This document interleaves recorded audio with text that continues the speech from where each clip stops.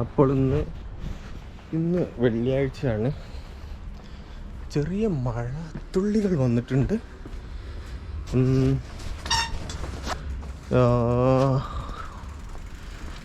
എന്താ ഞാൻ പറയാൻ ഉദ്ദേശിച്ച് മറന്നു പോയല്ലോ.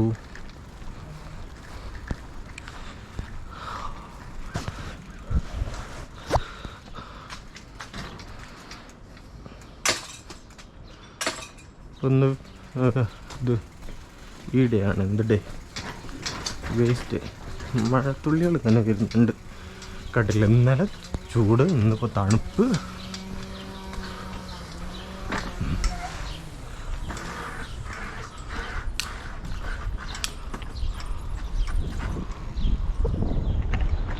ഇവിടെ വേസ്റ്റിൻ്റെ സംഗതികൾ മീൻസ് ആവശ്യമുള്ള ആൾക്കാർക്ക് എടുക്കാം.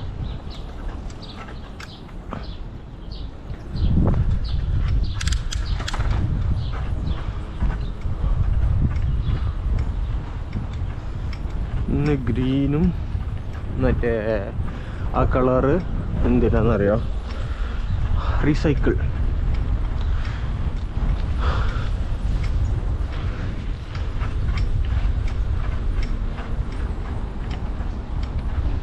അത് അവിടെ വേസ്റ്റ് എടുത്തിരുന്ന ആ വണ്ടി.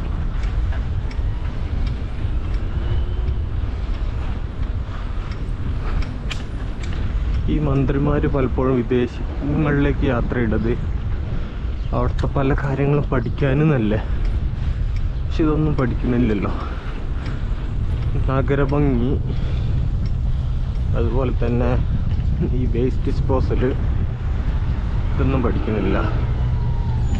ഞാൻ തന്നെ ഒരിക്കൽ ആലോചിച്ചതാണ്, നമുക്കൊരു വേസ്റ്റ് ഉണ്ടെങ്കിൽ കളയാൻ എവിടെയും ഇല്ല.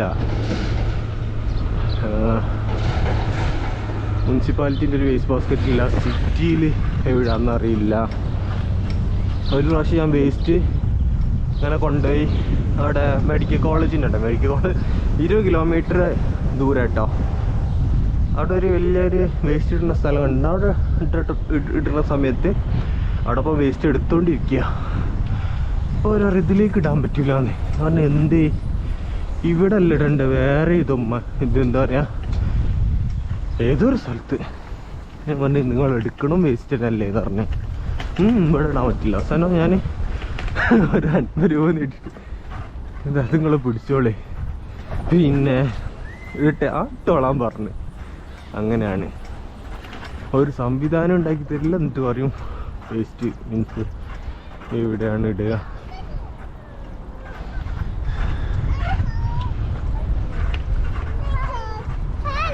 ഹലോ, എപ്പിടി ഇருக்கு? തമിഴല്ലേ? ഹലോ,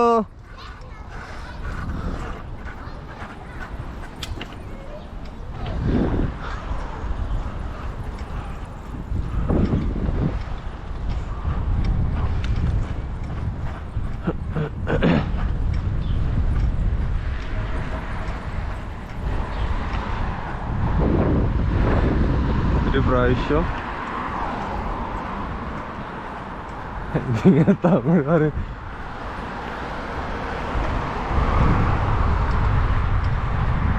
ഞാൻ അങ്ങനെ ഒരു പ്രാവശ്യം എന്താ പറയുക, ഒരു കസിന് മുമ്പൊരു ബിസിനസ്സാണ് ബാറ്റിയുടെ ഹോൾസെയിൽ ഡിസ്ട്രിബ്യൂട്ടറാണ്. അപ്പോൾ തമിഴ്നാട്ടിലേക്ക് എങ്ങോട്ടോ വിളിക്കുക, എന്നിട്ട് തമിഴ് അറിയാം, ഫുള്ള് മലയാളം നമ്മൾ പറയുന്ന ടൈപ്പ് ആണെങ്കിൽ ചിരി വരാം. ഞാൻ ആ ടൈപ്പ് തന്നെയാണ് കേട്ടോ പറയാം, പക്ഷെ കേൾക്കുമ്പോൾ ചിരി വരും.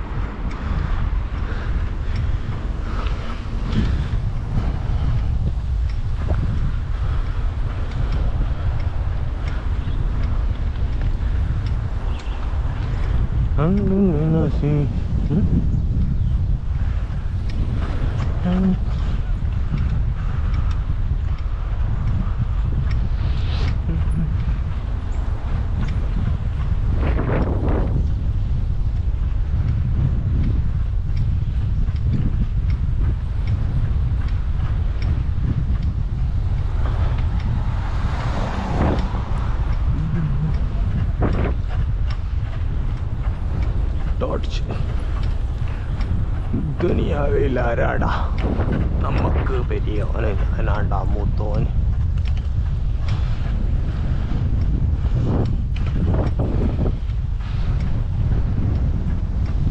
ദുനിയാവിൽ ആരാട്ടാ നമുക്ക് പെരിയോന്, നമ്മളെക്കാളും വലിയവൻ. ഞാനാടാ മൂത്തോൻ. എന്താ അല്ല ഓ ശരി.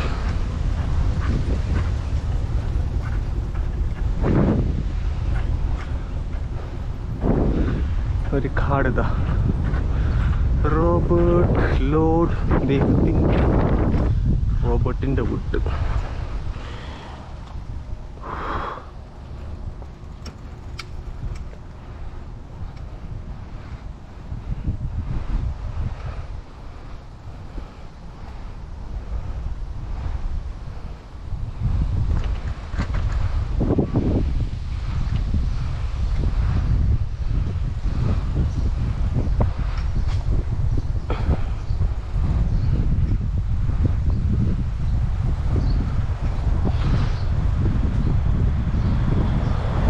ഗോട്രിന്നതാ പോണ്.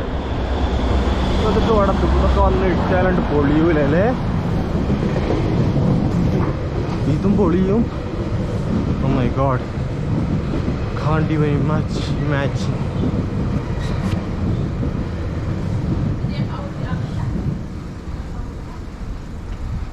അയ്യ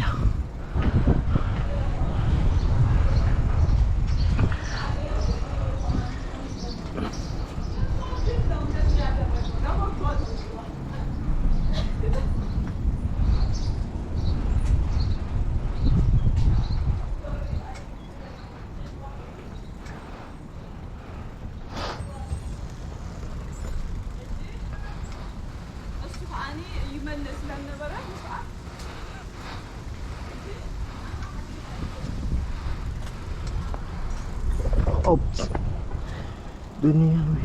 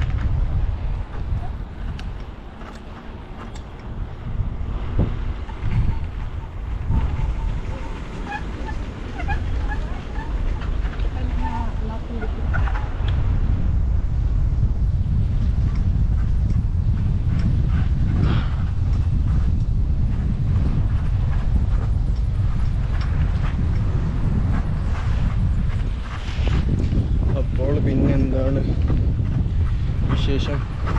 ഇവിടെ സമ്മറിൽ കളിക്കാൻ വരികയുണ്ടായിരുന്നേ ആ സ്ഥലത്ത്. അപ്പം പിന്നെ അവർ തുടങ്ങിയിട്ടില്ല ക്രിക്കറ്റ്. ആ മണ്ണിൻ്റെ അവിടെ പിച്ചുണ്ട്. ആ പിച്ചിൽ ബാറ്റും വേണ്ട ഇവിടെയൊക്കെ ഫീൽഡ് ചെയ്യും. സമ്മറായി, അവരെന്ത് തുടങ്ങാത്ത അറിയില്ല. ഒരു വട്ടിട്ട് തുടങ്ങി വന്നിട്ടുണ്ടായിരുന്നു, പിന്നെ അതിന് ശേഷം കാണുന്നില്ലല്ലോ. ഈ കഴിഞ്ഞ സമ്മറിലെ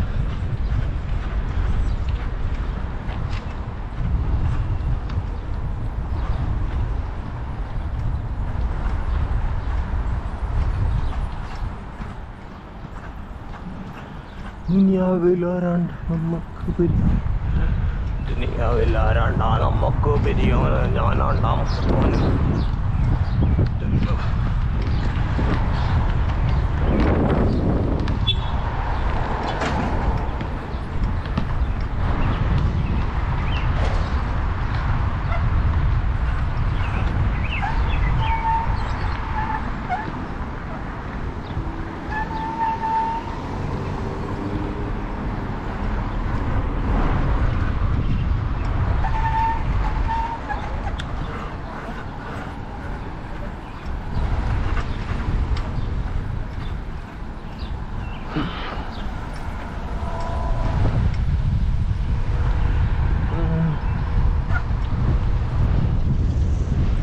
ഇതൊക്കെ ഭയങ്കര ഫലഭൂഷ്ടമായ മണ്ണായിരിക്കില്ല, അതല്ല ഇങ്ങനെ.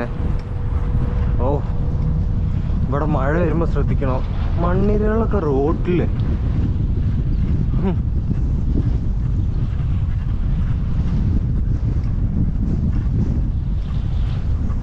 നമ്മുടെ നാടൊക്കെ ഗോഡ്സ് ഓൺ കൺട്രി എന്ന് പറയുന്നത് ആരാ പേരിട്ടല്ലേ? ഇതൊക്കെ അല്ലേ ഗോഡ്സ് ഓൺ കൺട്രി? അതിനെക്കാട്ടി ഭംഗിയല്ലേ ഇവിടുത്തെ ഒരു പ്രകൃതി രമണീയൊക്കെ. ഇതിനിപ്പോ എന്താ പറയലാവോ?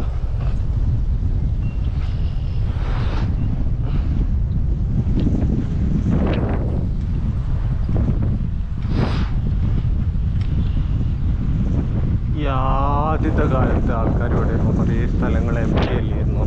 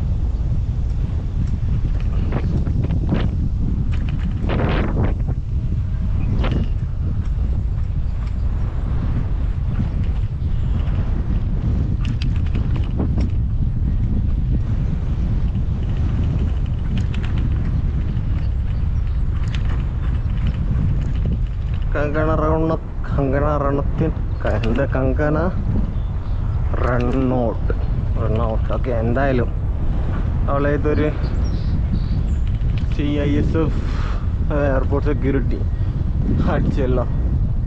പഞ്ചാബികൾ അങ്ങനെയാണ്, ഒരു കമ്മ്യൂണിറ്റിയിലാക്കി ആരാ നോക്കൂല, മൂക്കിനൊത്തും. ധൈര്യം ധൈര്യം.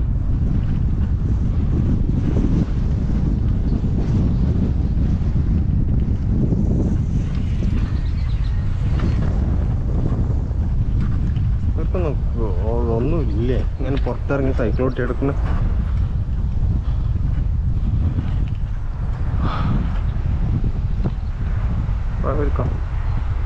ഒറ്റണ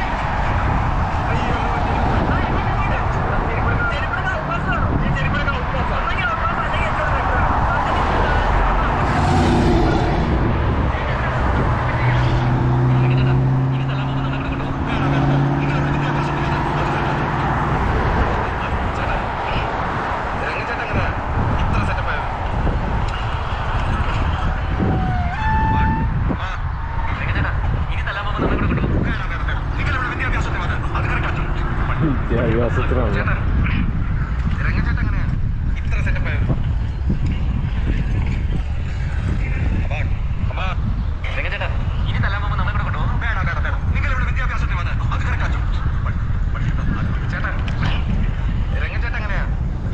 അയ്യോ, എത്ര നായ്ക്കളാ പഠിച്ചാണേ.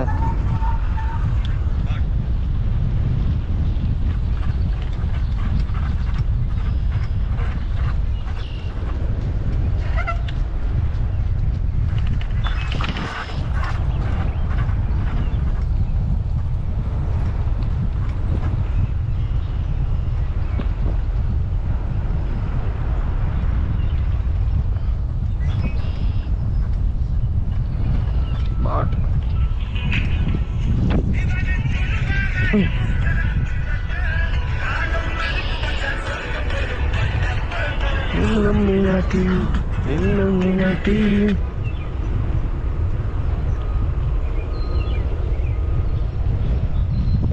കുടുങ്ങിയ മലയാളികളോ? അപ്പം എന്താ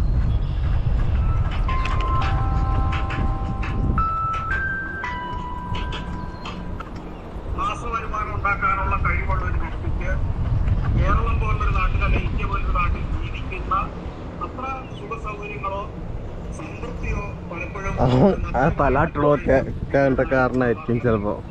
അതുകൊണ്ട് തന്നെ വലിയൊരു ശതമാനം ആളുകൾ റിട്ടയർമെന്റിന് ശേഷം ആ നാട്ടിൽ ജീവിച്ച് റിട്ടയർമെന്റിന് ശേഷം കേരളത്തിലേക്ക് വന്ന് തിരിച്ച് സെറ്റിൽ ചെയ്യാമെന്ന് ആഗ്രഹിക്കുന്ന ധാരാളം ആളുകളെ ഞാൻ ലോകത്തിന് നൽകാറുണ്ട്.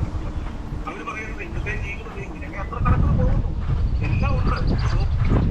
അത്യാവശ്യം വരുമാനം ഉണ്ടാക്കാനുള്ള അത്യാവശ്യം മാസ വരുമാനം ഉണ്ടാക്കാനുള്ള കഴിവുള്ള ഒരു വ്യക്തിക്ക് കേരളം പോലൊരു നാട്ടിൽ അല്ലെങ്കിൽ ഇന്ത്യ പോലൊരു നാട്ടിൽ ജീവിക്കുന്ന അത്ര സുഖ സൗകര്യങ്ങളോ സംതൃപ്തിയോ പലപ്പോഴും ഇത്തരം നാടുകൾ ഉണ്ടാവാറില്ലെന്ന് എനിക്ക് തോന്നുന്നു.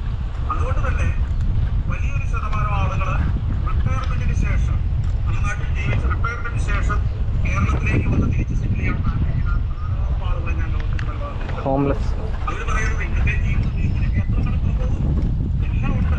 ഷോപ്പിലുണ്ട്, എല്ലാ സൗകര്യങ്ങളുണ്ട്. അതെല്ലാം കാശ് കൊടുക്കണം.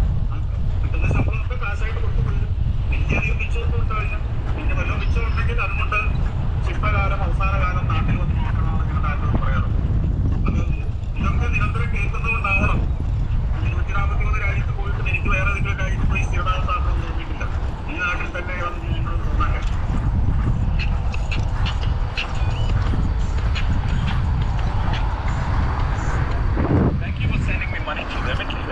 ഓക്കെ ബേട്ടി. പൈസ ഇട്ടുള്ള ഏത് വഴിക്കാൻ നോക്കണം. ജനിച്ചു വളരുന്ന നാടിനോളം വരില്ല ഒരു നാടും. എന്നിരുന്നാലും വിദേശത്തേക്ക് ചേക്കേറുന്ന മലയാളികൾ എന്തുകൊണ്ടാണ്? പക്ഷെ ഇപ്പോഴും വലിയ കാര്യമായിട്ട് പറയുന്നുണ്ട്. ഇൻട്രസ്റ്റിംഗ് ആയിട്ടുള്ളൊരു ചോദ്യമാണ്. ഇതിനു മുൻപ് നമ്മൾ ചെയ്ത വീഡിയോ 17% ആൾക്കാർ കാനഡയിൽ നിന്ന് തിരിച്ചു പോകുന്നു എന്നുള്ള വീഡിയോ ആയിരുന്നു. കോവിഡിന് ശേഷം ആ നമ്പർ ഏകദേശം 30% ഉയർന്നിട്ടുണ്ട്.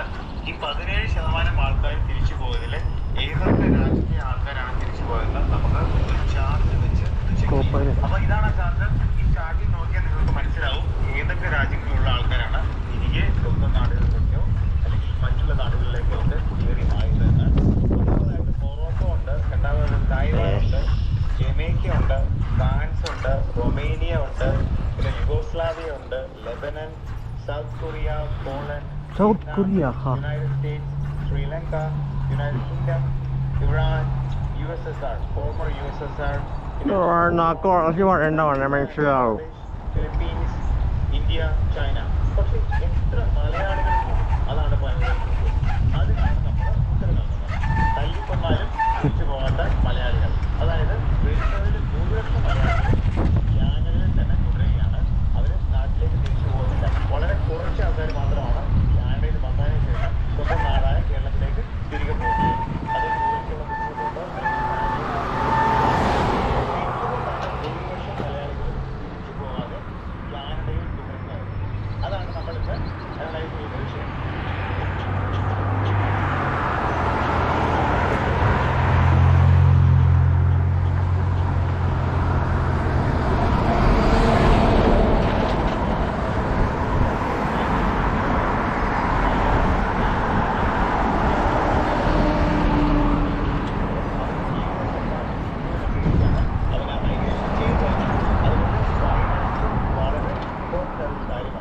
ഇത്രമാത്രം പൈസ ചെലവാക്കി ഇത്രമാത്രം കടം നാട്ടിൽ വെട്ടി വെച്ചിട്ടാണ് ഒരു മലയാളി കാനഡയിലോട്ടൊക്കെ മൈഗ്രേറ്റ് ചെയ്യുന്നത്.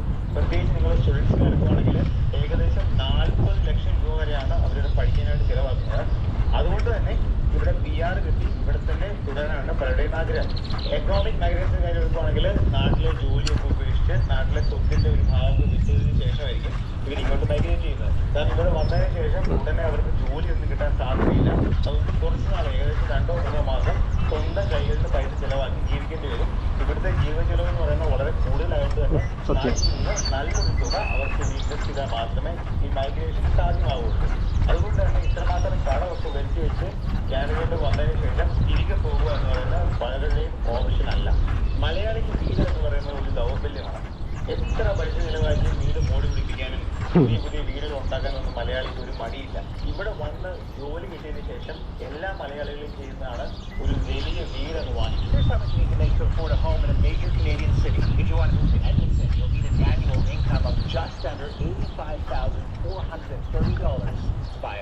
To Montreal, that goes up to an annual income of $111,650. $120,450 if you're looking to move to Calgary. But the cost nearly doubles when you get to the top two. You'll need to make at least $218,100 to buy a home in Toronto. And the most expensive in the top five, Vancouver, where you'll need a salary of just about $237,000. Vancouver Toronto അങ്ങോട്ടൊക്കെ പോയി കഴിഞ്ഞാൽ സാധാരണ ഒരു വീട് വാങ്ങുന്നതിൽ ഏകദേശം 6 മുതൽ 8 കോടി രൂപ വരെ ചിലവാക്കേണ്ടി വരും. ഇതിന്റെ വെറും 5% മാത്രം കൊടുത്താണ് ഏതൊരു മലയാളിയും ഏതൊരു വ്യക്തിയും ഇവിടെ വീട് വാങ്ങുന്നത്. അപ്പം ഈ ലോണ് അടച്ച് തീർക്കുക എന്ന് പറയുന്നത് വലിയ കടമ്പയാണ്. ഈ വീട് എന്ന് പറയുന്നത് ഇത്ര വലിയ ഇങ്ങനെയുള്ള വീട് അടച്ചു തീരണമെങ്കിൽ ഏകദേശം 30 മുതൽ 40 വർഷം വരെ എടുക്കും. പിന്നെ പല ആൾക്കാരും വാങ്ങി രണ്ടാമതൊരു വീട് വാങ്ങും. അതുപോലെ തന്നെയാണ് ഇത് മോർഗേജ് എടുത്ത് ഈ പഴയ വീട് പുതുക്കി പണിയുക. അതുപോലെ തന്നെ ഒരു പുതിയ കാറ് മേടിക്കാൻ 1 രൂപ പോലും ഡൗൺ കിട്ടാൻ ഇവിടെ എത്ര വിലയുള്ള കാറ് നിങ്ങൾക്ക് മേടിക്കാം. സാധാരണ ഒരു ഫാമിലി വാങ്ങുമ്പോൾ ഏകദേശം 40 മുതൽ 50 ലക്ഷം വരെയുള്ള SUV ടൈപ്പ് കാറുകളൊക്കെയാണ്.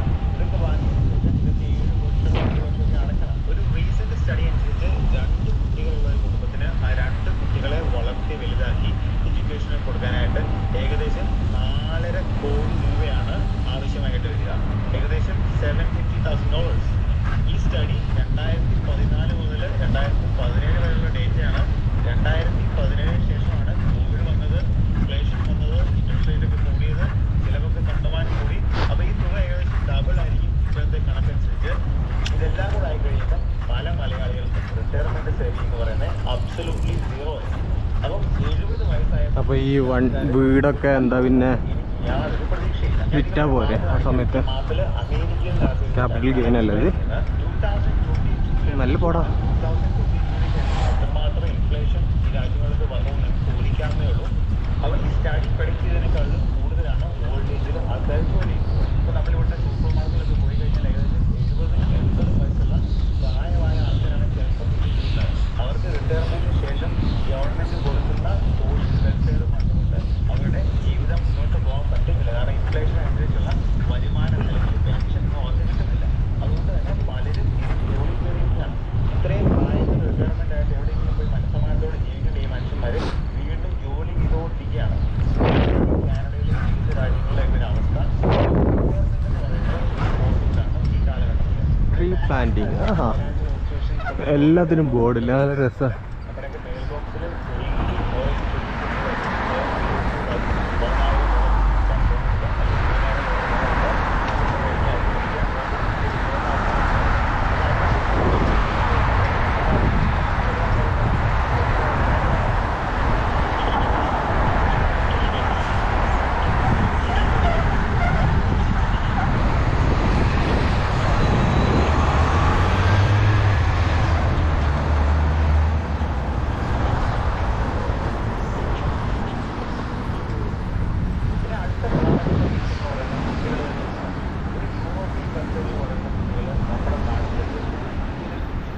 ട്രൂവാ.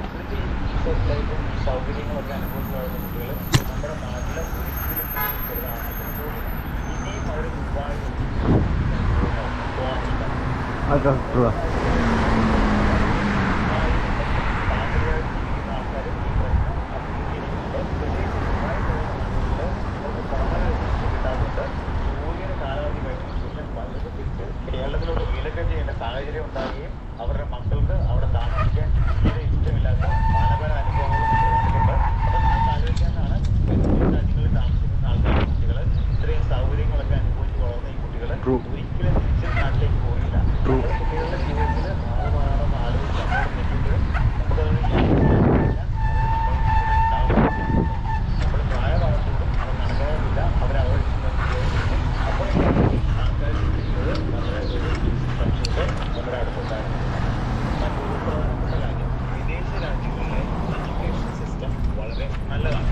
കുട്ടികൾക്ക് സെൽഫ് കോൺഫിഡൻസ് നോളജ് ഉണ്ടാവുമെന്ന് അറിയാത്ത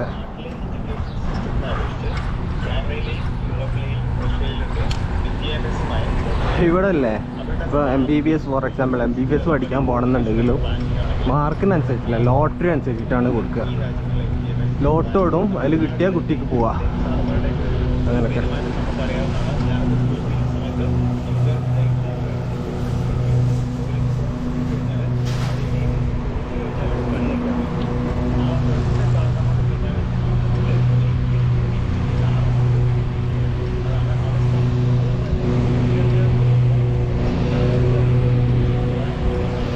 കോൺഫിഡൻസും ഒക്കെ.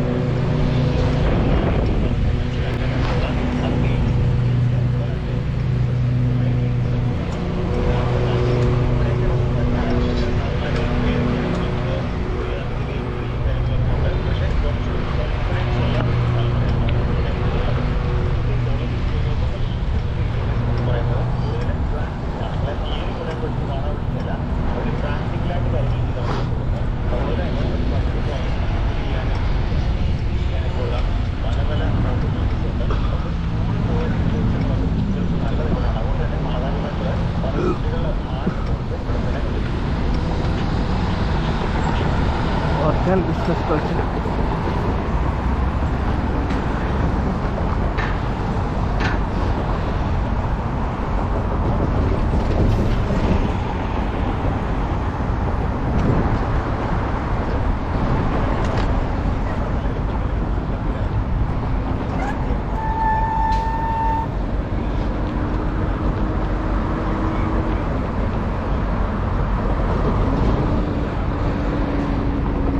ഇലക്ട്രിക്കല്ല സാധനം ഇങ്ങനെ ഉന്തിപ്പോയാൽ മതിയില്ലേ, ചവിട്ടി ചവിട്ടി. ഇവിടെ നിങ്ങൾ ജോലി ചെയ്യുന്നതിന്റെ ഭൂരിഭാഗം ടാക്സ് പിടിച്ചാലും ഭൂരിഭാഗം ചെലവുണ്ടെങ്കിലും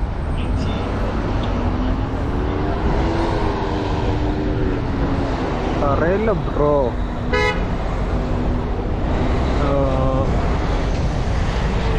വരുമാനം ഉണ്ടെങ്കിലും ടാക്സ് പിടിച്ചു കഴിഞ്ഞാൽ അതിൽ വരുമാനം കുറയും. ഞാൻ വരുമാനം എന്ന് അറിയില്ലല്ലോ, എക്സ്പെൻസ് കഴിച്ചാലുള്ള അല്ലേ സേവിങ്സ് എന്നാണ് നമ്മൾ പറയല്. ബാക്കിയുള്ളത് അതല്ലേ നോക്കണ്ടേ സാധനം. പക്ഷെ ഇങ്ങനെ ഈ ലൈഫ് ജീവിച്ചു പോകാൻ രസമാണ്.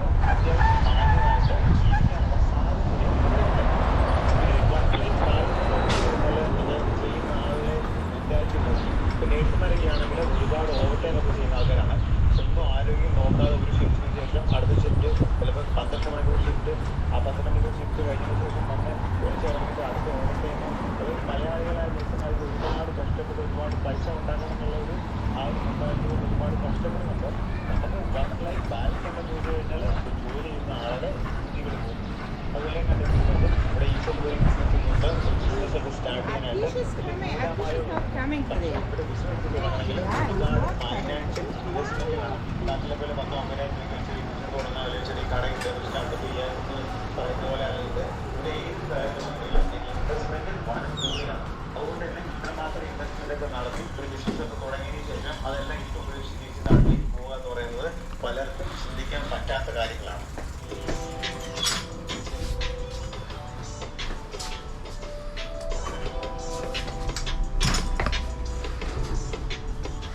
അടുത്തത് പറയുന്നത് സ്റ്റാൻഡേർഡ് ഓഫ് ലിവിംഗ് ആണ്. നമ്മൾ മലയാളികൾക്ക് സ്റ്റാൻഡേർഡ് ഓഫ് ലിവിങ്ങിന്റെയും ക്വാളിറ്റി ഓഫ് ലിവിങ്ങിന്റെയും വ്യത്യാസം തീരെ അറിയില്ല.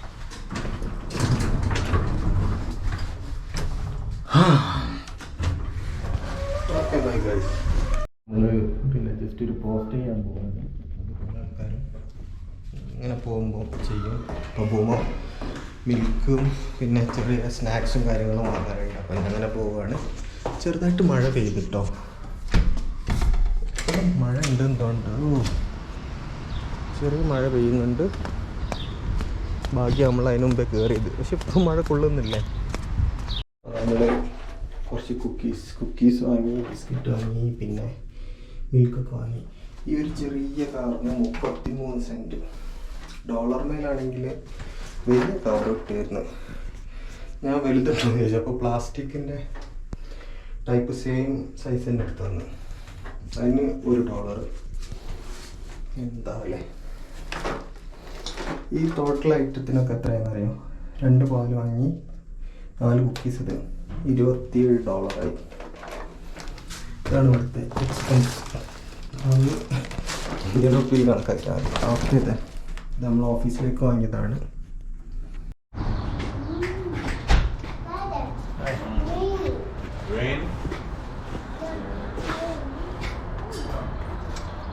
നല്ല ചൂടാണെങ്കിൽ ഇന്ന് തണുപ്പ്.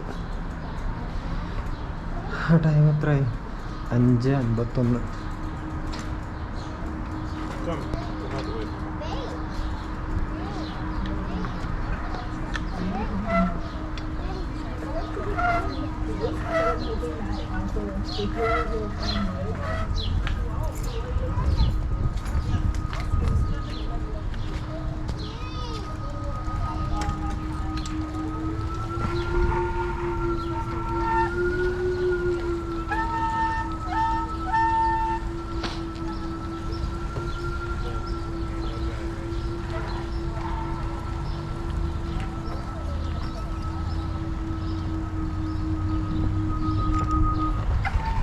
മലയാളിയിലെ പോലെ ഉണ്ടല്ലോ. ഓ, അപ്പോൾ ഇന്ന് വീക്കെൻഡ്. ക്ലൈമറ്റ് എത്രയാ? കഞ്ചാവ് വലിക്കണ അയാൾ. കഞ്ചാവിൻ്റെ വേണോ? ആരൊക്കെ വിളിച്ചേ?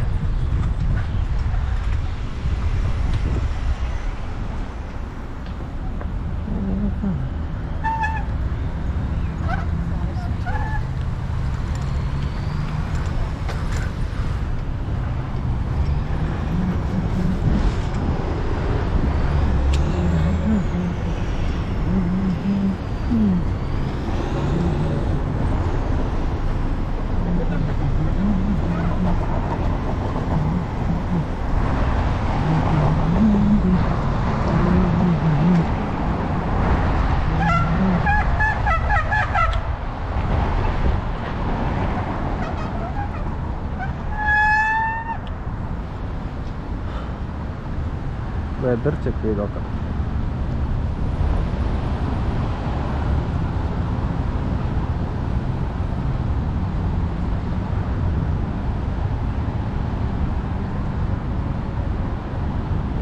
-17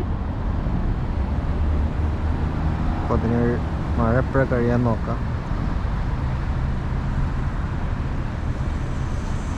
6 മണി. ഇപ്പം കഴിയുന്നതാണ് കാണിക്കുന്നത്. 7 മണിക്കില്ലല്ലോ. 6:15 വരെ.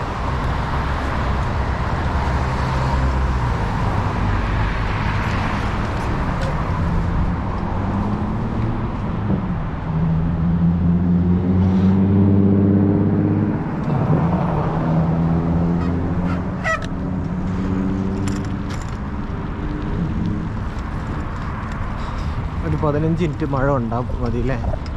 അധികം മഴ ഉണ്ടാവില്ല എന്ന് തോന്നുന്നുണ്ട്.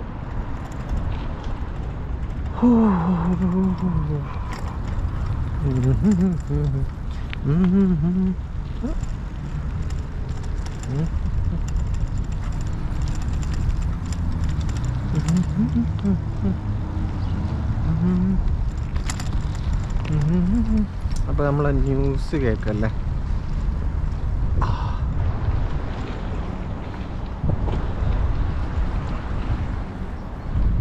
ഇടക്കിടക്കൊക്കെ ഓരോ കമൻറ്റ് വരുന്നുണ്ട് കേട്ടോ. അതായത് അൻസാർ ലീവ് ചെയ്യാന്ന് പറഞ്ഞ സംഗതിക്ക് വൈ ആർ യു ലീവിങ്? അപ്പം ഞാൻ പറഞ്ഞു അൻസാറാണ് ലീവ് ചെയ്യുന്നത് എന്ന് പറഞ്ഞു.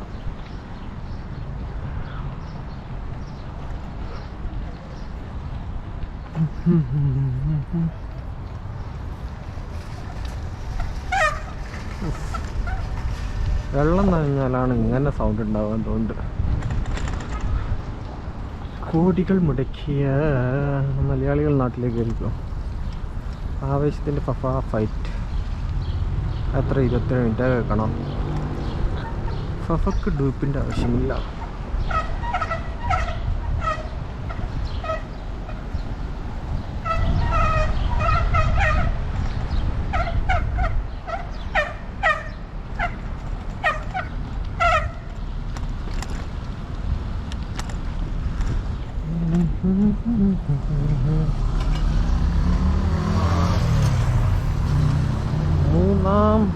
മുഴിമിക്കുമോ മുഴിമിക്കാണ്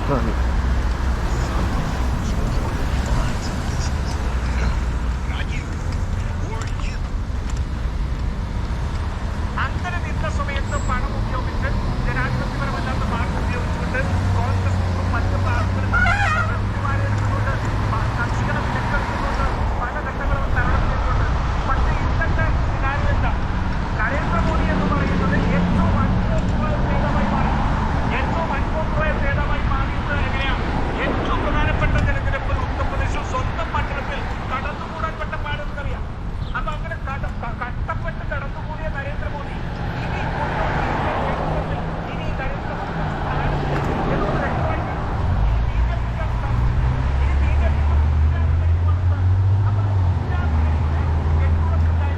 ചെന്നിച്ചാണ് ഓരോ പാർട്ടി ഇനി തയ്യാറാകാൻ പോകുന്നില്ലെന്നതാണ്. അപ്പൊ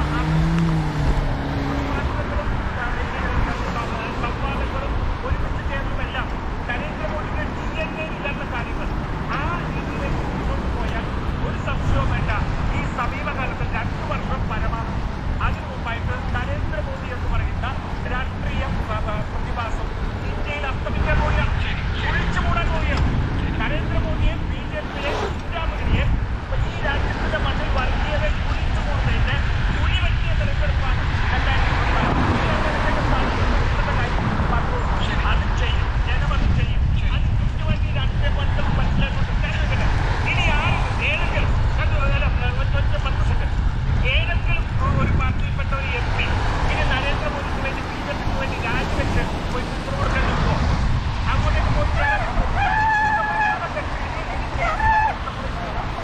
ഉത്തർപ്രദേശിന്റെ ജയിച്ചില്ല, രാജസ്ഥാനിന്റെ ജയിച്ചില്ല, തകർന്നു പോയ ഒരു പാർട്ടിയെ ഇനി ഒരു കാരണവശാലും മറ്റൊന്നും ജയിപ്പിക്കാൻ കഴിയില്ല. അത് ജയിക്കാൻ ഇതിനെക്കുറിച്ചൊരു ബ്ലോഗ് എഴുതണം എന്ന് വിചാരിക്കുന്നു. ഞാൻ ഏതായാലും ഈ ഒരു ഇലക്ഷനിൽ ഹാപ്പിയാണ്. അതിനി ഈ നായിഡു ഇതൊന്നും നല്ല നിന്നിട്ടില്ലെങ്കിൽ പണിപാളി.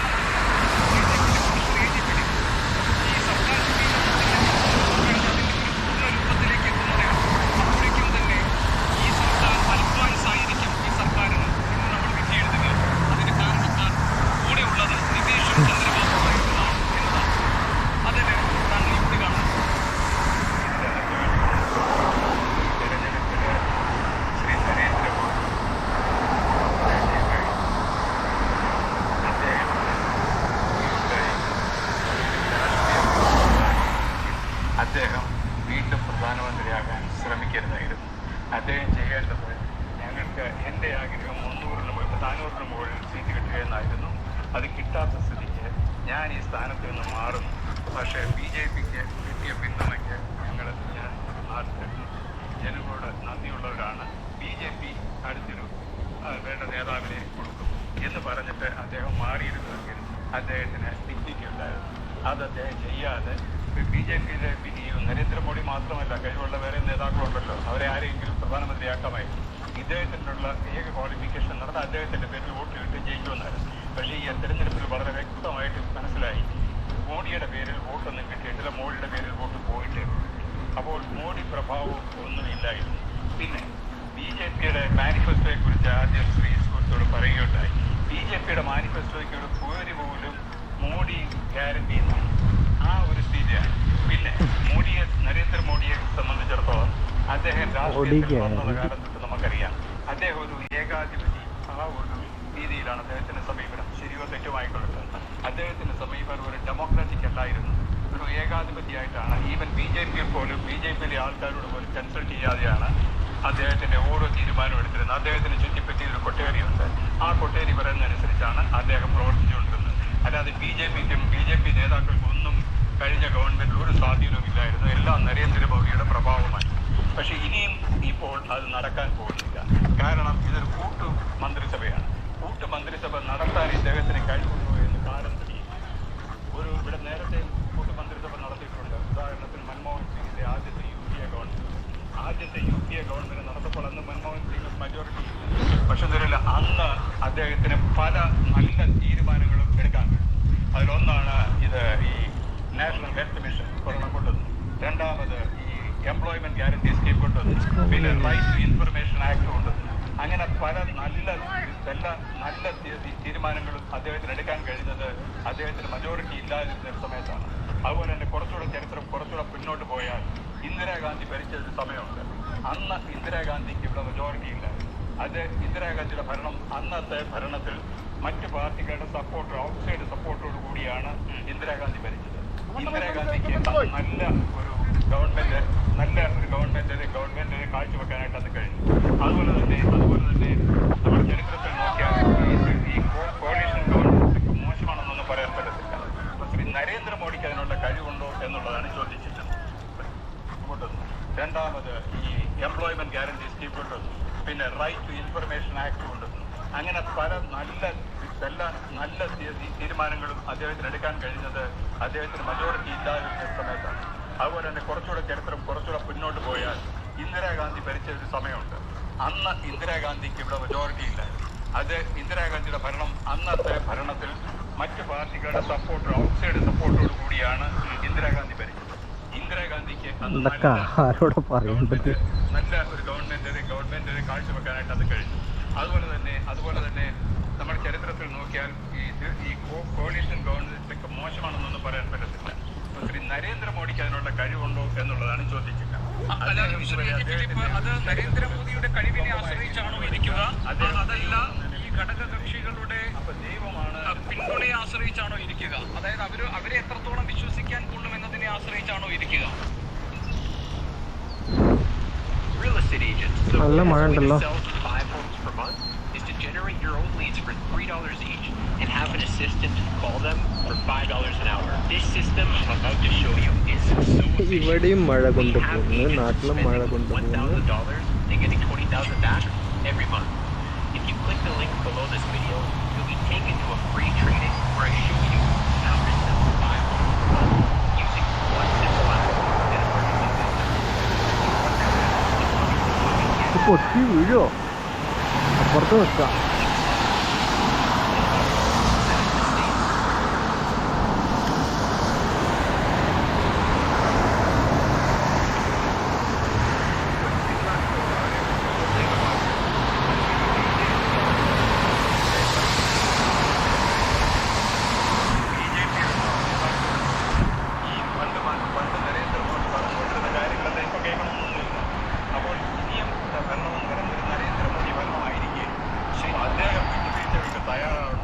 തയ്യാറായെങ്കിൽ മാത്രമേ ഗവൺമെന്റിന് മുന്നോട്ട് പോകാൻ കഴിയുള്ളൂ.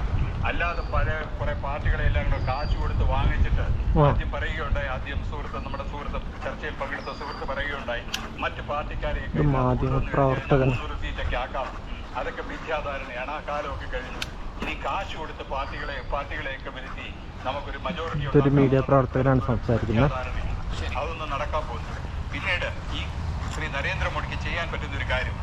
അദ്ദേഹത്തിന്റെ അഹങ്കാരമൊക്കെ മാറ്റിക്കളഞ്ഞിട്ട് ജനങ്ങൾക്ക് വേണ്ടി പ്രവർത്തിക്കാനായിട്ടും മറ്റുള്ളവരുടെ അഭിപ്രായങ്ങൾ മാനിച്ച് അവരുമായിട്ട് കൺസൾട്ട് ചെയ്ത് ഒരു ജനാധിപത്യ രീതിയിൽ അദ്ദേഹത്തിന് ഗവൺമെന്റ് മുന്നോട്ട് കൊണ്ടുപോകാൻ കഴിയുമെങ്കിൽ ഈ ഗവൺമെന്റിനെ മുന്നോട്ട് പോകാൻ കഴിയും.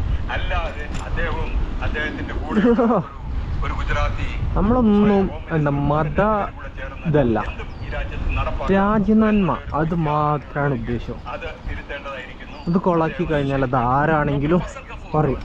എനിക്ക് തോന്നുന്നു ഈ സർക്കാരിന്റെ ആയുസിനെ കുറിച്ച് നമ്മൾ സംസാരിക്കുമ്പോൾ ആരായിരുന്നു നിതീഷ് കുമാർ, ആരായിരുന്നു ചന്ദ്രബാബു നായിഡു എന്നുകൂടി നമ്മൾ മനസ്സിലാക്കേണ്ടി ഇരിക്കുന്നു എന്ന്.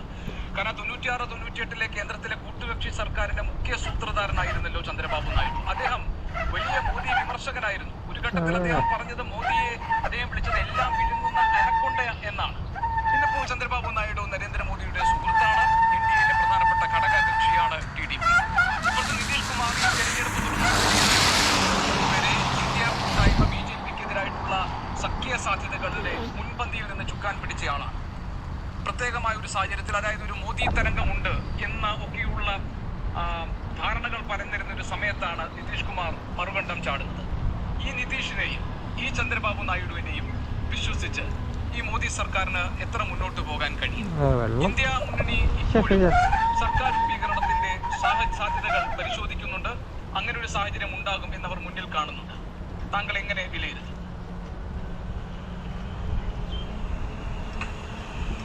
നമ്മളെങ്ങനെ വിലയിരുത്തുന്ന വെച്ചാൽ മനുഷ്യന് ഈഗോ എന്ന് പറഞ്ഞിട്ടൊരു സാധനമുണ്ട്. ഈ നരേന്ദ്രമോദിക്ക് എത്ര വലിയ ഈഗോ ഉണ്ടോ അത്ര തന്നെ വലിയ ഈഗോ ഉണ്ട് ചന്ദ്രബാബു നായിഡു. കാരണം ഞാൻ അതിന്റെ വ്യക്തമായ കാരണങ്ങൾ പറഞ്ഞുതരാം. 30ാമത്തെ വയസ്സിൽ അദ്ദേഹം മന്ത്രിയാണ് അവിടെ തെലുഗു അവിടെ ഒറ്റക്ക് കോൺഗ്രസ് മന്ത്രിയാണ്. അന്ന് അജയ്യ മന്ത്രിസഭയിലും ഭവനം വെങ്കട്ടറാം റെഡ്ഡി മന്ത്രിസഭയിൽ ഉള്ള കാലത്താണ് NTRന്റെ മകളെ കല്യാണം കഴിക്കുന്നത്.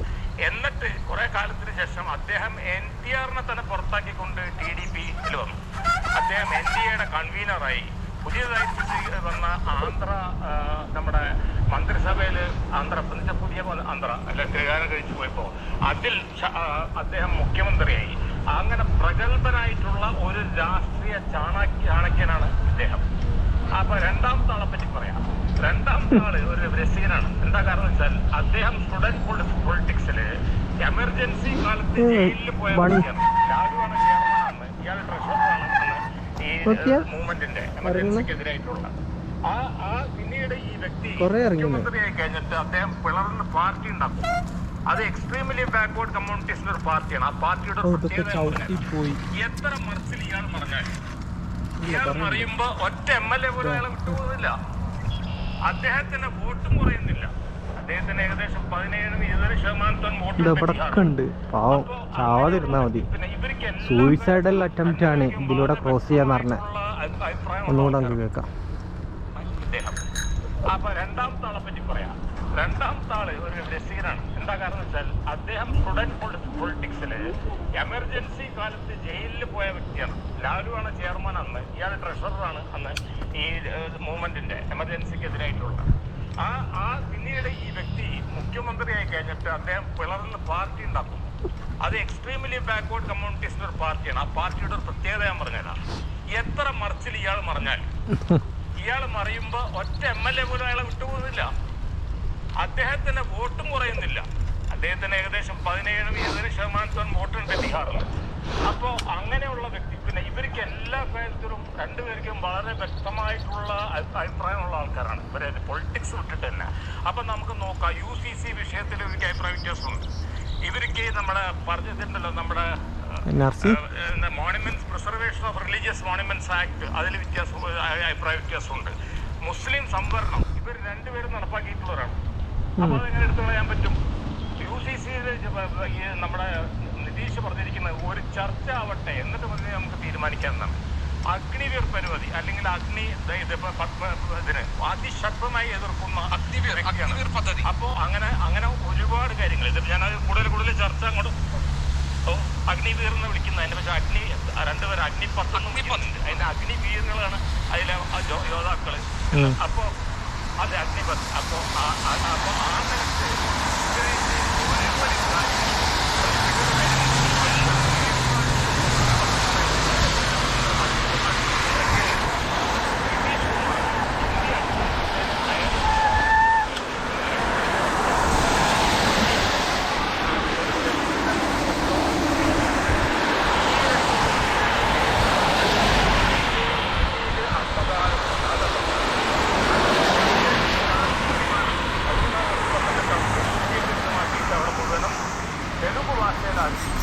സെക്രട്ടറിയിലും അസംബ്ലിയിലും ഒക്കെ അതിന്റെ ബോർഡുകൾ കഴിഞ്ഞു അതിനെ നിയമിക്കുകയും ചെയ്തു. അപ്പൊ അങ്ങനെയുള്ള പാർട്ടി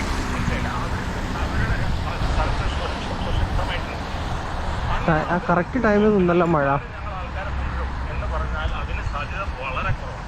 അതിന്റെ അർത്ഥം ഉടനെ തന്നെ ഇവർ ഇറങ്ങിപ്പോകുന്നില്ല. ഇവര് പറയുന്ന വിട്ടിട്ട് ഇവര് ഒരു ഇഞ്ച് പോലും അനങ്ങാൻ സമ്മതിക്കില്ല. കാരണം ഇവരെ തൊടാൻ പറ്റില്ല. കാരണം ഭയങ്കര ഭൂരിപക്ഷമാണ് 5 കാലത്തേക്ക് TDP. പിന്നെ നമ്പർ 2 പേരും കൂടെ ഒരു ഫ്ലൈറ്റിലാണ് വന്നത്. നമ്മുടെ തേജസ്വി കുമാറും ഇപ്പോഴും ഒന്നും തേജസ്വി ഒന്നും പറയുന്നില്ലല്ലോ. അപ്പൊ എന്താ അതെ അപ്പൊ എന്താ തമാശ ആയിരുന്നറിയോ? അപ്പൊ എപ്പോഴാണെന്ന് വെച്ചാലും യു ആർ വെൽക്കം ബാക്ക് എന്നാണ് നിതീഷിനോട് തേജസ്വി പറഞ്ഞിട്ടുള്ളത്. അപ്പൊ എന്തൊരു അഡ്ജസ്റ്റ്മെന്റ് ഉണ്ട്. അപ്പൊ ഇവരെന്തെങ്കിലും കാണിച്ചാൽ അവരങ്ങോട്ട് തിരിച്ചു പോകും. ഒരു ചുക്കോട് സംഭവിക്കില്ല. ഭാരതീയ ജനതാ പാർട്ടി അവിടെ ഇവർ രണ്ടും കൂടെ ചേർന്ന് കഴിഞ്ഞാൽ ഇല്ലാതാവും. അപ്പൊ ആ നിലക്ക് നമ്മൾ നോക്കുമ്പോ പിന്നെ വേറെ കാര്യം കൂടെ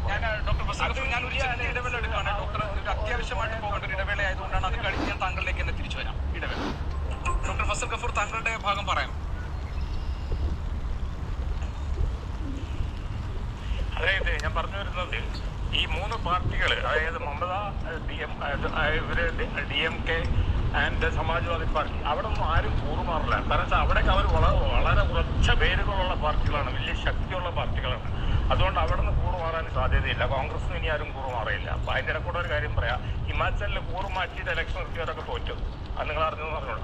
മനസ്സിലാക്കിയത് 6 പേര് 4 പേര് ജയിച്ചെന്നാണ് BJP കൂറുമാറ്റിയിട്ട്. അപ്പോൾ ആ ഒരു കൂറുമാറ്റാതെ ഓപ്പറേഷൻ താമര എന്നാണ് അതിനിട്ടിട്ടുള്ള പേര്. ഓപ്പറേഷൻ താമരയൊക്കെ വലിയ ശക്തി നമുക്ക് ഉണ്ടാവുമ്പോൾ നടപ്പാവും, അല്ലാതെ നേരത്തെ നടപ്പാവില്ല, റിസ്ക് എടുക്കേണ്ടി വരും എന്നുള്ളത്. പിന്നെ വേറൊരു കാര്യം പറയാം, എത്ര നേരം നമ്മൾ ധ്രുവീകരണ രാഷ്ട്രീയം വിജയിക്കും? എങ്ങനെ അയോധ്യയിൽ നിങ്ങൾ പഠിക്കേണ്ട ഒരു കാര്യമുണ്ട്. അയോധ്യയിൽ എങ്ങനെ മറ്റേ അവധേശ്വർ പ്രസാദ് ഒരു ദളിതാണ്, അദ്ദേഹം എങ്ങനെ അവധേശ്വർ പ്രസാദ് എങ്ങനെ ജയിച്ചു അവിടെ? അതൊരു ചോദ്യമുണ്ട്. അദ്ദേഹം ദളിതാണ്. അതിന്റെ അർത്ഥം പ്രശ്നമായാലും കൃഷ്ണ പ്രശ്നമായാലും അതൊക്കെ ഒരു സമയം വരെ ഉണ്ടാവും, അത് കഴിഞ്ഞാൽ അത് നിൽക്കും. മാത്രമല്ല ഇത്തവണ വലിയൊരു തന്ത്രം എടുത്തിട്ടുണ്ട് മറ്റേ പ്രതിപക്ഷം. അവർ മുസ്ലിം MLA MP മാരെ നിർത്തിയതിന്റെ എണ്ണം വളരെ കുറച്ചു. ഞാനത് ചാനലിൽ പറഞ്ഞതെന്ന് വെച്ചാൽ അത് വളരെ നന്നായി. അതൊരു ബുദ്ധിപൂർവ്വമായിട്ടുള്ളൊരു തന്ത്രമാണ് എന്നുള്ള ആൾക്കാർ, ആ തന്ത്രം അവിടെ വിജയിച്ചു എന്നുള്ളൊരു കാര്യം കൂടെ ഉണ്ട്.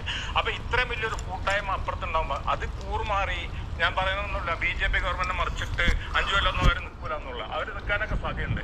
പക്ഷേ നരേന്ദ്രമോദിയുടെ ഗുജറാത്ത് മുഖ്യമന്ത്രി, ഇന്ത്യയുടെ പ്രധാനമന്ത്രിയായിട്ടുള്ള ശൈലി ഉണ്ടല്ലോ, ഒരു ഏകാധിപത്യ ശൈലിയിലുള്ള ശൈലി, അത് മാത്രമല്ല ധ്രുവീകരണ രാഷ്ട്രീയത്തിന്റെ ശൈലി ഒഴിവാക്കിയിട്ട് അടൽ ബിഹാരി വാജ്പേയിയുടെ ശൈലി, ഞാൻ വേറെ കോയിലേഷൻ നടത്തിയിട്ടുള്ള മൻമോഹൻ സിംഗും അങ്ങനല്ല, ഞാൻ അവരായതുകൊണ്ട് പറയുന്നത്, ഒരു അടൽ ബിഹാരി വാജ്പേയി ശൈലിയിലാണെങ്കിൽ ഇത് മുന്നോട്ട് പോകും, അല്ലെങ്കിൽ ഇത് മുന്നോട്ട് പോകില്ല. കാരണം ഇതിനെ മറിച്ചിടാനായിട്ടുള്ള ഉള്ളിൽ തന്നെ ഒരുപാട് കാര്യങ്ങൾ അടങ്ങി. അതായത് നരേന്ദ്രമോദിയുടെ ഇതുവരെയുള്ള ശൈലി, അല്ലെങ്കിൽ മോദി അമിത്ഷാ ഭരണ ശൈലിയിൽ ഇതേപോലെ തുടർന്നു പോകാൻ കഴിയുമോ എന്ന ഒരു പ്രധാനപ്പെട്ട ചോദ്യമുണ്ട്. ഇപ്പൊ താങ്കൾ പറഞ്ഞു 2014 നിന്നും BJP 2019 എത്തിയപ്പോഴേക്കും പാർട്ടി വളർന്നു, വോട്ട് വിഹിതം ഉയർന്നു, നരേന്ദ്രമോദിയുടെ ജനപ്രിയത ഉയർന്നു. പിന്നീട് ഈ 2023 തെരഞ്ഞെടുപ്പിലേക്ക് കടന്നപ്പോൾ പ്രധാനമായി പറഞ്ഞത് മോദി ഗ്യാരണ്ടി, നരേന്ദ്രമോദിയുടെ വ്യക്തിപ്രഭാവത്തിൽ ഈ തെരഞ്ഞെടുപ്പിനെയും അതിജീവിക്കാൻ കഴിയുമെന്നുള്ളതാണ്. പക്ഷെ അത് പാടെ തെറ്റി. താങ്കൾ പറഞ്ഞതുപോലെ ചെറിയൊരു പിന്നാക്കം പോക്കല്ല. BJPക്ക് 2014 ഉണ്ടായിരുന്നത് 282 സീറ്റാണെങ്കിൽ 2019 303 2024 വരുമ്പോൾ അത് 240 അതായത് 2014 ഉണ്ടായിരുന്നതിനേക്കാൾ പിന്നാക്കം പോയി. ഇനി നരേന്ദ്രമോദിയുടെ ജനപ്രിയത അളക്കാൻ അദ്ദേഹം തന്നെ മത്സരിക്കുന്ന അദ്ദേഹത്തിന്റെ മണ്ഡലമായ വാരണാസിയിലെ വോട്ട് കണക്കുകൾ എടുത്താൽ 2014 3.72 ലക്ഷത്തിന്റെ ഭൂരിപക്ഷം, 2019 4.79 ലക്ഷത്തിന്റെ ഭൂരിപക്ഷം, 2024 1.52 ലക്ഷത്തിന്റെ ഭൂരിപക്ഷത്തിലേക്ക് അത് ഇടിഞ്ഞു പോകും. 13 കേന്ദ്രമന്ത്രിമാർ പ്രധാനപ്പെട്ട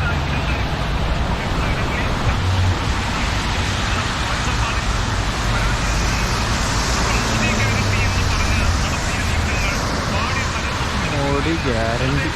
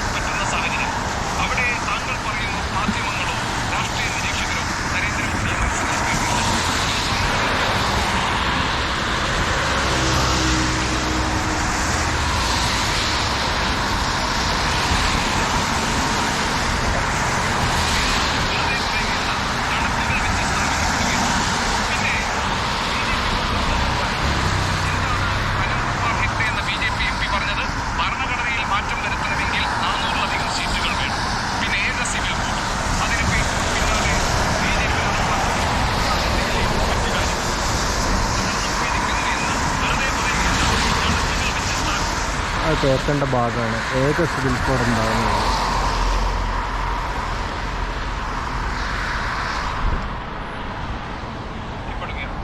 പിന്നെ BJP കൊടുത്തിട്ടുള്ള വാഗ്ദാനം എന്താണ്? അനന്ത്കുമാർ ഹെഗ്ഡെ എന്ന BJP MP പറഞ്ഞത് കളിയില്ലേ മാറ്റം വരുത്തണമെങ്കിൽ 400-ലധികം സീറ്റുകൾ വേണം. പിന്നെ ഏക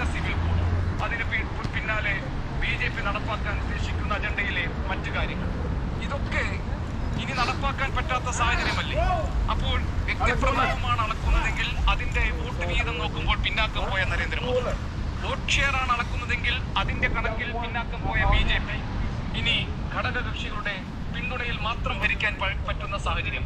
അവിടെ താങ്കൾ പറയുന്നു മാധ്യമങ്ങളോ രാഷ്ട്രീയ നിരീക്ഷകരോ നരേന്ദ്രമോദിയെ മനസ്സിലാക്കിയിട്ടില്ല. ഈ ശൈലിയിൽ ഇനി എങ്ങനെ തുടർന്നു പോകാൻ പറ്റും?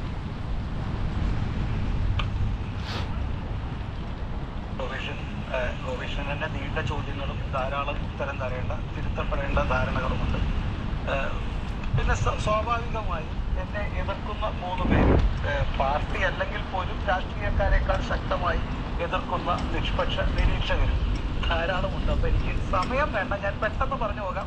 ക്ലാരിഫിക്കേഷൻ അങ്ങ് ചോദിച്ചാൽ മതി. ഞാൻ ഗോപികൃഷ്ണന്റെ, കാരണം അവതാരകന്റെ കാര്യങ്ങൾ തന്നെ കൃത്യമായിട്ട് പറയണമല്ലോ. താങ്കൾ പറയുന്ന കണക്കുകൾ, താങ്കളുടെ ഭാഗത്തുനിന്ന് പറഞ്ഞ കണക്ക് ഒരു ഭാഗം മാത്രമാണ്. ഞാൻ മറ്റൊരു കണക്ക് പറഞ്ഞു തരാം.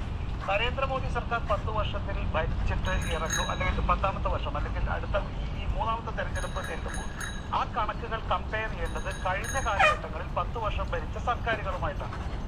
ശ്രീ രാഹുൽ ഗാന്ധി 10 വർഷം ഭരിച്ചിട്ട് 53% അദ്ദേഹത്തിന് താഴേക്ക് പോണ്ടി വന്നത്. മൻമോഹൻ സിംഗ് അത് 10 വർഷം ഭരിച്ചു കഴിഞ്ഞപ്പോൾ 79% അദ്ദേഹത്തിന് നഷ്ടം വന്നിരുന്നു MP-മാരുടെ എണ്ണത്തിൽ. BJPക്ക് 21% നഷ്ടം വന്നത്. അപ്പൊ 2 പേരെക്കാൾ കുറവായിരുന്നു.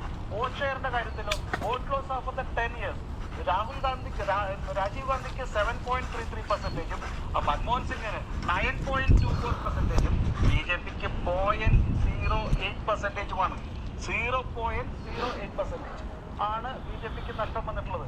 അപ്പോ BJPയുടെ ഇതിൽ വേറെ സംഗതി അവരൊന്നും ഭരണഘടന മാറ്റും, അല്ലെങ്കിൽ എന്താ പറയാ, ഒരു ഹിന്ദുത്വതൊന്നും നടത്തില്ല. അപ്പൊ ഒരു മാറ്റം ആൾക്കാർ പ്രതീക്ഷിച്ചു.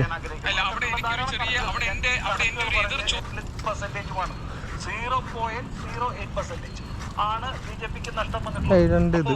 BJPയുടെ അല്ലെങ്കിൽ നരേന്ദ്രമോദിയുടെ ഒരു ആഹ്വാനം പൂർണ്ണമായി ജനം തള്ളിച്ചു പറഞ്ഞപ്പോൾ കണക്കാക്കേണ്ട വോട്ട് പെർസെന്റേജ് നോക്കണമല്ലോ. കണക്കാക്കരുത് എന്ന് ഞാൻ പറയാൻ ആഗ്രഹിക്കുന്നു.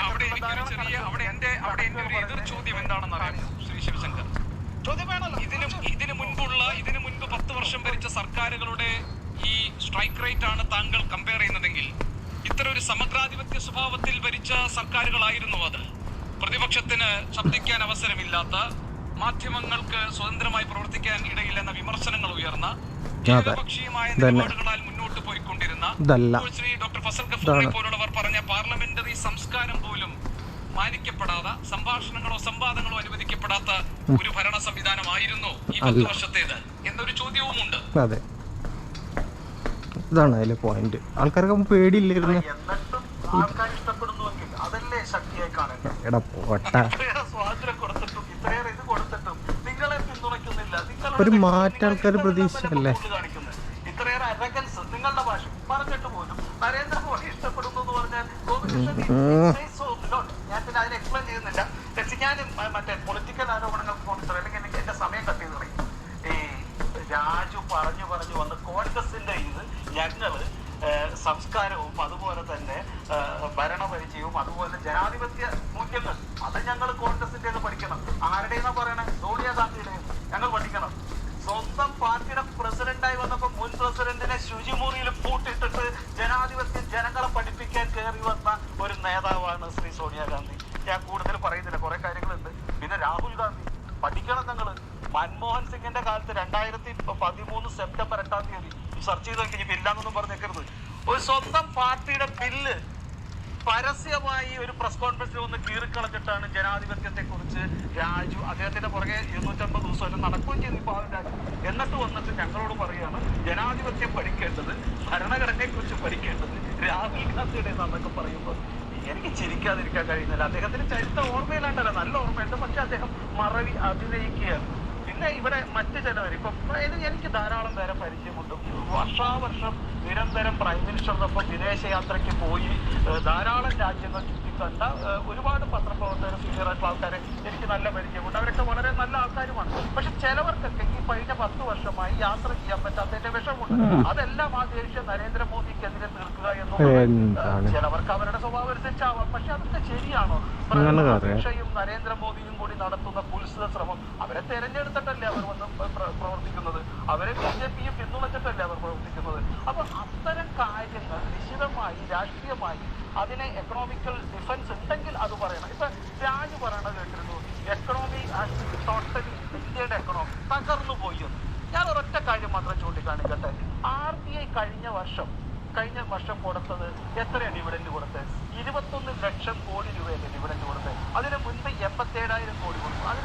30,000 കൊടുത്തു. ഏത് വർഷമാണ് നരസിംഹറാവുവിന്റെ കീഴിൽ 25 ലക്ഷത്തിനും 25,000 കൂടുതൽ RBI ഡിവിഡന്റ് കൊടുത്തത്? ഞാൻ ബാക്കിയുള്ള ഒരുപാട് ഇപ്പൊ ഷെയർ മാർക്കറ്റും ഒക്കെ പറയും. RBIയുടെ കാര്യം ഞാൻ പറയും. അപ്പോൾ എക്കണോമിക്സിനെ കുറിച്ചൊക്കെ പറയുമ്പോൾ നരേന്ദ്രമോദി സർക്കാർ തകർന്നു കളഞ്ഞു എന്നൊക്കെ പറയുമ്പോൾ ഇന്ത്യയുടെ വളർച്ച, GDP ആയാലും മറ്റുള്ള ടാക്സ് കളക്ഷൻ ആയാലും എല്ലാം ഇത് കേൾക്കണമെന്ന് നിങ്ങളെ കുറിച്ച് എന്ത് വിചാരിക്കും? നിങ്ങൾക്കൊരു സാമാന്യ യുക്തിയും സാമാന്യ മര്യാദയും ഇത് കേൾക്കുന്നവരെ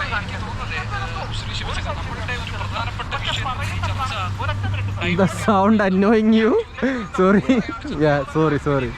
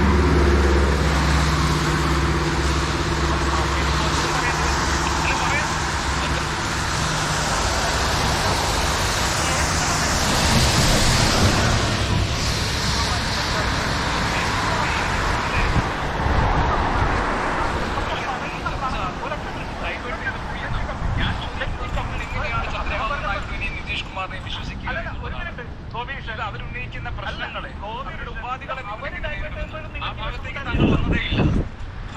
പിന്നെ രാഹുലുമായിട്ടുള്ള കമ്പാരിസൺ ഒക്കെ പറഞ്ഞാൽ കേരളത്തിൽ മൊത്തം BJPന്റെ എതിരില്ലേ? ഒന്ന് ആലോചിച്ച് നോക്കുക. പറഞ്ഞ ലീഡൊക്കെ നമുക്ക് നമ്മുടെ ചർച്ചയിലേക്ക് വരും. ജനൻ TV ഓടിക്കുക. അല്ല പറയാം, ഗാന്ധി കുടുംബത്തിന്റെ കിഷോരിലാലിന് നരേന്ദ്രമോദിക്ക് കിട്ടിയതിനേക്കാൾ ഭൂരിപക്ഷമുണ്ട് ഈ ജനാധിപത്യ സംവിധാനത്തിൽ. അല്ല അങ്ങനെയാണെങ്കിൽ അതിനേക്കാൾ 10 ലക്ഷം വോട്ട് കിട്ടിയ ആൾ വേറെ ആൾക്കാരുണ്ടല്ലോ. അത് കാണും, പക്ഷെ അവരങ്ങനെയല്ലല്ലോ പെരുമാറിയിട്ടുള്ളത്. മറ്റാർക്കാണോ? അപ്പൊ അത് അവരാണ് പ്രധാനമന്ത്രിയാക്കട്ടെ. അങ്ങനെയാണോ ഞാൻ പറഞ്ഞതിന്റെ സെൻസ്? നിങ്ങൾ രാഹുൽ ഗാന്ധിയെ കുറിച്ച് പ്രചരിപ്പിച്ച കാര്യങ്ങൾ കിഷോരിലാൽ ജനാധിപത്യ സംവിധാനത്തിൽ ഈ മീഡിയ ഒക്കെ സ്ട്രോങ് അല്ലേ? ഇത്രത്തോളം ദ്രോഹിച്ചിട്ടും മീഡിയ വണ്ണ് ഇവര് 24/7 ഇവരൊക്കെ ഇവരെതിരെയല്ലേ പറയണം. ഒന്ന് ആലോചിച്ച് നോക്കി. അവരൊരു താങ്കൾ ഈ കമ്പാരിസൺ അങ്ങോട്ട് കൊണ്ടുപോകുമ്പോൾ കമ്പാരിസൺ ഇങ്ങോട്ടേക്കാണ് ഞാൻ കൊണ്ടുവരുന്നത്, ഏറ്റവും പുതിയ സ്റ്റാറ്റിസ്റ്റിക്സിലേക്ക്. ഞാനും പുതിയ സ്റ്റാറ്റിസ്റ്റിക്സ് നിങ്ങൾ. പക്ഷെ പ്രശ്നം എന്താ വെച്ച് കഴിഞ്ഞാല് ഗോപികൃഷ്ണൻ നിശബ്ദനാവുമായിരുന്നു, മറ്റുള്ളവർ പറയുമ്പോൾ എന്നോട് മാത്രം ചോദ്യം. അത് സ്വാഭാവികമല്ലേ? അത് ഈ സന്ദർഭത്തിൽ താങ്കളോടാണല്ലോ എനിക്ക് കൂടുതൽ ചോദ്യങ്ങളുള്ളത്. അല്ല മറ്റുള്ള എല്ലാവരും നിശബ്ദമായി ഇരുന്ന് കൊടുത്തു. എല്ലാവരും പറയുന്ന കാര്യം ശരിയാണ്. അത് ജനങ്ങൾ നിശ്ചയിക്കട്ടെ, ജനങ്ങൾ കേൾക്കട്ടെ. എനിക്കൊരു പ്രശ്നമില്ല. ഞാൻ 2-3 പേരോട് പറയാം. ഏതായാലും കേരളത്തിലെ പത്രപ്രവർത്തകർക്ക്, പ്രത്യേകിച്ച് സ്വതന്ത്ര നിരീക്ഷകർക്കും, പ്രത്യേകിച്ച് ഡോക്ടർ ഫസൽ കപൂറിനും, ഇപ്പൊ നിതീഷും ചന്ദ്രബാബു നായിഡുമാണ് പിണറായി വിജയനൊക്കെ വലിയ നേതാവ്. എന്തൊരു ആവേശമാണ് ഈ തെരഞ്ഞെടുപ്പ് കഴിഞ്ഞവരെ. ഞാനൊന്നും കണ്ടിട്ടില്ല ഡോക്ടർ ഫസൽ കപൂർ ഈ ഒരു കേന്ദ്രത്തിൽ. പിന്നെ വളരെ ശക്തമായിട്ട് അദ്ദേഹം ബീഹാറിലാണ് പഠിച്ചത്. എനിക്ക് ചരിത്രം നന്നായിട്ട് അറിയാം. അദ്ദേഹം ബീഹാർ രാഷ്ട്രീയം വ്യക്തമായിട്ട് പറയും. പക്ഷേ നിതീഷ് കുമാറിനെ കുറിച്ച് ഇത്രയൊന്നും പൊക്കി പറഞ്ഞ ഞാൻ കണ്ടിട്ടില്ല ഈ പാവം ഫസൽ കപൂർ അവിടെ ഒന്നും പറഞ്ഞിട്ട്. അപ്പൊ ഇപ്പോ വിജയിച്ചു കഴിഞ്ഞപ്പോൾ നരേന്ദ്രമോദി സർക്കാരിനെ തകർക്കാൻ പറ്റുന്ന അല്ലെങ്കിൽ പിന്തിരിക്ക് അതല്ലേ ഇവിടെ ഈ ചർച്ചയിലെ ടോപ്പിക്. പിന്നെ അവരതല്ലേ പറയണ്ടേ? മാറിയിരിക്കുന്നു. ഇത്രയും നാൾ അദ്ദേഹം പറഞ്ഞത് ലല്ലു പ്രസാദാവാണ് ബീഹാറിലെ ഏറ്റവും വലിയ നേതാവ് എന്നാണ് കഴിഞ്ഞ 4-ാം തീയതി വരെ അദ്ദേഹം പറഞ്ഞുകൊണ്ടിരുന്നത്. ഞാനതന്നെ നിൽക്കുന്നില്ല. അദ്ദേഹത്തിന് പെട്ടെന്ന് ഇഷ്ടമൊക്കെ മാറി വരാം. TDP നല്ല പാർട്ടിയാണ്, നന്നായിക്കോട്ടെ. പക്ഷേ ഒരു കാര്യം നമ്മൾ മനസ്സിലാക്കണം. ഈ 2 പാർട്ടികളും BJPയുമായി ഐക്യപ്പെട്ട് പ്രവർത്തിച്ചിട്ട് പോലും അവർക്ക് മുസ്ലിം ന്യൂനപക്ഷത്തിന്റെ വളരെ കാര്യമായിട്ട് മുന്നേറിയിരിക്കുന്നു. ഇത് സൂചിപ്പിക്കുന്നത് ഐക്യം മുസ്ലിം ജനസമുദായത്തിന് മാറിയിരിക്കുന്നു എന്നല്ലേ മറ്റു രീതി. കാരണം TDPയുമായി ചേർന്നുകൊണ്ട് BJPയോടെ മത്സരിച്ചിട്ടും അവിടെ മുസ്ലിം ജനസമുദായത്തിന്റെ വോട്ട് ശക്തമായി TDP കിട്ടി. അതുപോലെ തന്നെ നിതീഷിനും കിട്ടിയിട്ടുണ്ട്. അപ്പോ ഈ മുസ്ലിം സമുദായത്തെ കാണിച്ചുകൊണ്ട് BJPയുമായി ചേർന്ന് കഴിഞ്ഞാൽ നിങ്ങൾക്ക് ന്യൂനപക്ഷ വോട്ട് പൂർണ്ണമായി നഷ്ടപ്പെടും എന്നുള്ള ഒരു ആരോപണവും നിലനിൽക്കില്ല. അതിന്റെ തെളിവ് കൂടിയാണ് ഈ രണ്ടുപേരും എന്നുകൂടി നമ്മൾ മനസ്സിലാക്കണം. ഇതുപോലെ തന്നെയാണ് ഒറീസയുടെ ചരിത്രമൊക്കെ ഞാൻ സൂചിപ്പിക്കുന്നില്ല. പിന്നെ അവസാനം പറഞ്ഞത് അയോധ്യയുടെ ചരിത്രമാണ്. എനിക്ക് വളരെ സന്തോഷമായി. കാരണം അയോധ്യയിൽ ജയിച്ചത് ഒരു ദളിതനാണ് എന്ന് പറയുന്നു. അവിടെയും നിങ്ങൾ ജാതി രാഷ്ട്രീയമാണ് നിങ്ങൾ കാണിക്കുന്നത്. ഒരു സംശയവുമില്ല. അപ്പം മധുരയിൽ ജയിച്ചതോ അങ്ങനെ അതും പറയണ്ടേ? അപ്പൊ ഓരോ സംസ്ഥാനത്തിനും ചില ജയപരാജയങ്ങൾ ഉണ്ടാവും. അത് പ്രത്യേകിച്ച് അയോധ്യയില് ഒരു കല്ലിട്ടത് ഒരു ദളിതനാണ്, ആദിവാസിയാണ് കല്ലിട്ടത്. സോറി. അപ്പൊ ഇത്തരത്തിലുള്ള കാര്യങ്ങൾ നടന്നിട്ടുണ്ട്. അവിടെ രാഷ്ട്രീയമായി ജയിച്ചിട്ടുണ്ട്. ഒരു കാര്യം മനസ്സിലാക്കണം, UP-യിൽ ജയിച്ചാൽ മാത്രമേ രാജ്യം ഭരിക്കുകയുള്ളൂ എന്ന ഒരു യാഥാർത്ഥ്യം അല്ലെങ്കിൽ അങ്ങനെ ഒരു എക്സ്പ്ലനേഷൻ പണ്ട് ഉണ്ടായിരുന്നു, അല്ലെങ്കിൽ ഈ അടുത്ത് വരെ ഉണ്ടായിരുന്നു. ഇപ്പൊ അതും മാറിയിരിക്കുന്നു. നിങ്ങളുടെ മംഗല്യ സൂത്രം എടുത്തിട്ട് കോൺഗ്രസ് മുസ്ലിങ്ങൾക്ക് കൊടുത്തെന്ന് പറഞ്ഞത് ഏത് രാഷ്ട്രീയമാണ് ശിവശങ്കർ? അല്ല, ഞാൻ എക്സ്പ്ലെയിൻ ചെയ്ത് ഒരുപാട് കഴിഞ്ഞാണ്. നിങ്ങൾക്കത് അത്തരത്തിലുള്ള രാഷ്ട്രീയത്തിലേക്ക് കടക്കാനുള്ള ഉദ്ദേശം ഞാൻ ശ്രമിക്കുന്നില്ല. ഏതായാലും പുതിയ ആരോപണങ്ങൾ താങ്കൾ ജാതി രാഷ്ട്രീയം കണ്ടെങ്കിൽ പ്രധാനമന്ത്രി തന്നെ പറഞ്ഞ ഈ കാര്യങ്ങളിൽ എന്ത് രാഷ്ട്രീയമാണ്?